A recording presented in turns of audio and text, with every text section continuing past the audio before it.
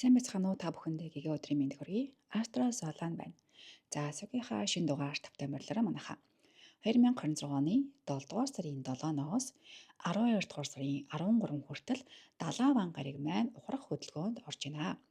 За эхний зураг дээр одоо ингээд он сар цаг минуттай Далаван гариг нь ухарч байгааг харуулж байна. Дараагийн зураг дээр Далаван гариг маань шулуун замд орсон байгааг харуулахын зэрэгцээ ингээд он сарыг гаргаж ирээд тавьсан байна. Та бүхэн энд ингээд ухарч эхэлж байгаа цаг хугацаа, шулуун замд эргээд орж байгаа цаг хугацааг харж болж байна гэсэн үг. За тэгээд энэ хугацаанд олон хүн маань яагаад сэтгэл маань нэг л өөр болоод байна? Яагаад өмнөх шигээ бүх зүйлд итгэхэ болчихоо? Яагаад хуучин хүмүүс, хуучин дурсамжууд эргээд бодогдоод байна вэ гэдгийг одоо төлхөө мэдрэх гээд байдаг. Ерөнхийдөө эргэж буцдаг энэ энерги мэдээл орж ирдэг гэсэн үг. Учир нь Далаван гариг маань урах хөдөлгөөнд орчхороо бидний одоо гаднах ертөнцийг өөрчилдөг үе нь биш, харин бидний одоо дотоод үнэтэй нүүр тулруулдаг ийм цаг хугацаа байгаа юм аа. За тэгээд эхлээд цөмөрийн Далаван гаригаа ойлгоё тийм ээ. Энэ Далаван гариг маань болохоор одон зурхайд юу илэрхийлдэг вэ гэхээр бидний мөрөөдлийг, бидний итгэл, бидний төсөөлөл, уран бүтээл, сүнслэг байдал, зүүд нойр, зөн совин, өрөвдөх сэтгэл гэдэг ийм гоё энергиудыг илэрхийлж байдаг. Гэхдээ бас нэг сүүдэр тал нь байна. Тэр бол хуурмаг төсөөлөл.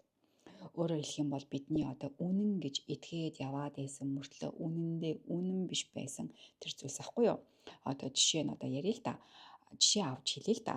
Одоо нэг одоо бүсгүй нэг залуу дурлалчаад одоо гигээ миньстэй энэ залуу шиг одоо тийм ч сайхан ийм сайхан хүн байхгүй гэж төсөөлөд яваад байсан нь үнэн биш байдаг байхгүй юу? Одоо жишээ татчихсан шүү дээ манайхаа зүгээр болохоор тэгэхээр бидний одоо үнэн гэж бодоод байсан зүйл үнэн биш байдаг ийм сүудэрдэлтэй байдаг аа.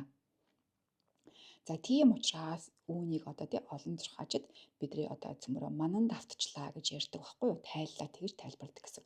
Манан бодонд орчих үе, хууртчих үе, заллуулчих үе гэдэг энэ энергиуд ирж байгаа гэсэн үг. Тэр цөмрөө бас болгоомжтой байх хэрэгтэй байгааз нэгсэндээ дахин одоо тэр манан бодонд автах боломжтой гэдгийг хэлж байгаа гэсэн үг. За тэгэхээр одоо энэ дахин гэдэг байгаа чинь энэ ухраад байгаа ар хэсэгтэй чинь шууд л батаа байхгүй юу? За энэ маань болохоор ингээд бид нэр одоо энэ Далаван гариг маань жинхнээсээ ухраад байгаа гэсэн үг юусоо биш. Цөмөрөө энийг ойлгохдоо дэлхийгээс харахад ухарч байгаа мэт харагдаж байгаа гэдэг талаас нь ойлгох хэрэгтэй. Гэхдээ энэ маань бас айгүй сонирхолтой. Бэлэгдлийн үед маш сонирхолтой юу вэ гэхээр Далаван гаригийн маань энерги гаднаасаа дотгошоогоо чиглэдэг гэж ингэж үздэг байхгүй юу? Одоо энэ үед өөрөөр хэлэх юм бол гадаад ертөнцийг өөрчлөхөөс өмнө бидний дотоод ертөнцийг одоо өөрчлөх харах цаг үе эхэллээ гэж авч үзнэ. Тиймээс цөмөр одоо энэ хэдэн сарын хугацаанд зарим харилцааг өөрөөр харж эхэлж магадгүй, зарим мөрөөдлөө дахин эргэцүүлэн одоо сэргээж магадгүй, эргэцүүлж магадгүй, зарим үнэнтэй нүүр тулах бүр шаардлагач гарч магадгүй. Тэгэд энэ бүхэн одоо муу зүйл ерөөсөө биш, харин цөмөр нэг манан сарниж эхэлж байгаа юм сайхан зүйл байх болно. Байх болно гэдэг цөмөр гоё талаас нь бас харах хэрэгтэй. За тэгээд цөмөр жоохон цаашлаа. Олон соёл тийм үү Далаван гаригийг одоо Далаван гариг шиг энергийг ариусгалтай холбодог байсан. Энд айгүй нэг сонирхолтой зүйл байгаа. Юу вэ гэхээр Далаван гариг маань одоо усны архетиптэй байхгүй юу? Ус маань өөрөө олон мянган жилийн турш ариусгалын бэлэгдэл байсаар ирсэн үүнтэй хамт бас давс ч мөн адилхан. За цөмөрөө эхлээд давсны түүхийг бас мэдэх хэрэгтэй. Холбоосын дараа нь ингээд тайлбарлаад өгчнөө. Давс маань тийм үү зөвхөн одоо хоолны амтлагч биш. Эрт дээр үед маш үнэтэй зүйл байсан тийм ээ. Зарим улс оронд мөнгөний оронд хүртэл хэрэглэж байсан. Тиймээс давс маань цэвэр ариун байдал, үнэнч байдал, хамгаалтын бэлэгдэл босоор ирсэн байгаа. Эртний Ромд зарим шашны зан үйл давс хэрэглэдэг байжээ. Тэгээ ялангуяа одоо хүртэл одоо Японы шинтэ уламжлалт одоо сүмийн үүд болон зарим дэлгүүрийн үүдэнд хүртэл жижиг овоолсон давсыг ч хүртэл тавьдаг байгаа. Тэгэд энэ маань ингээ муу энергийг үргээдэг гэдэг одоо ийм энерги агуулдаг юм одоо зан үйл байдаг. Гэхдээ мэдээж хэрэг шинжлэх ухаанаар батлагдсан ойлголт ерөөсөө биш.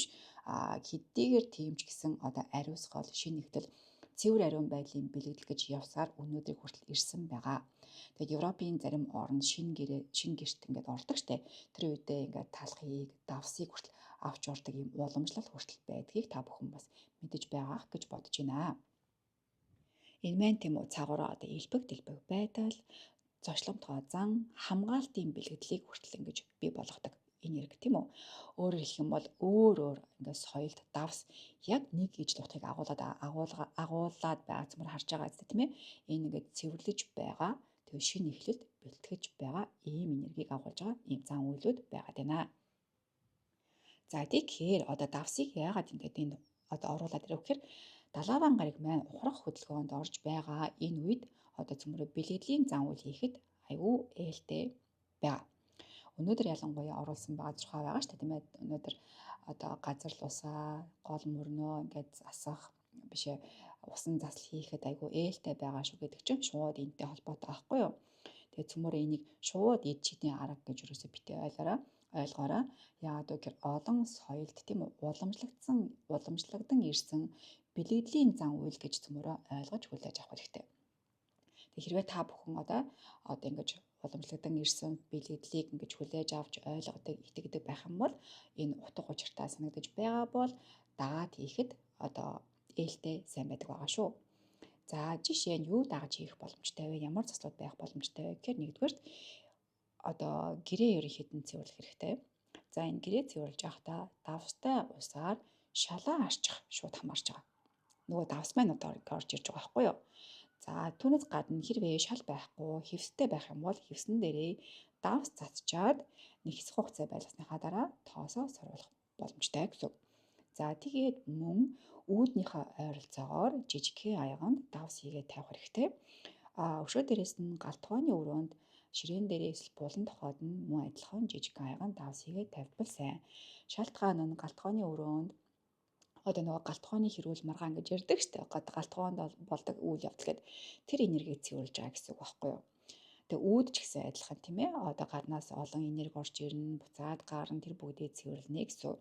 Тэгээд шал маань, дороож маань хүртэлтмээ бидний одоо алхаж гიშгэж байгаа бүх тэр энерги маань цэвэрлэгдэсэй гэсэн одоо цөмөр ийм зан үйлийг хийх гэж байгаа байхгүй юу? За өшөө дээрээс нь юу ээж болох вэ гэхээр цөмөрөө хэрэглэхээ болсон эд зүйлсээ ангилж одоо тавих боломжтой. Тэгээд хэрэглэхгүй байгаа удаан ингээд тагширсан нэг орон зай байдаг штэ. Тэр газруудаа хүртэл цөмөр ингээд давс тавьчихад ерөөсөө илүүдэхгүй ээлтэй байгаа шүү. За нэмээд гэх юм бол цаасан дээр одоо өөрөөсөө тавьж явуулахыг хүсэж байгаа тэр одоо айдсуудыг бичээд тийм үү? Одоо юу өшөө байгаа юм тийм ээ? Айдс, гомдол, зэвүүцэл одоо муухай таагүй зөөднөр хүртлээ бичээд тэгээд дараа нь ураад хаях боломжтой. Тэгээд энийг хийж байгаа бидний гол зорилго нь амьдралаа өөрчлөх ид чид ерөөсөө биш.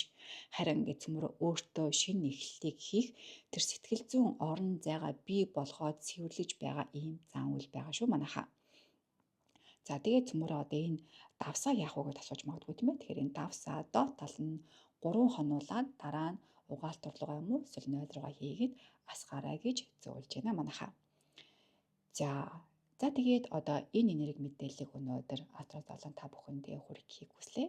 Тэгээд бүгдээрээс одоо итгэж үнэмшдэг бол энэ сайхан давстаа заслаа хийгээд ариусгаад орон зайгаа шин зүйлтэй сайхан бэлдээд байвал их ээлтэй сайн байгаа болоо та. За бүгдээр нь амжилт хүсье. Астрал Золон байла. Баярлалаа. Баяртай.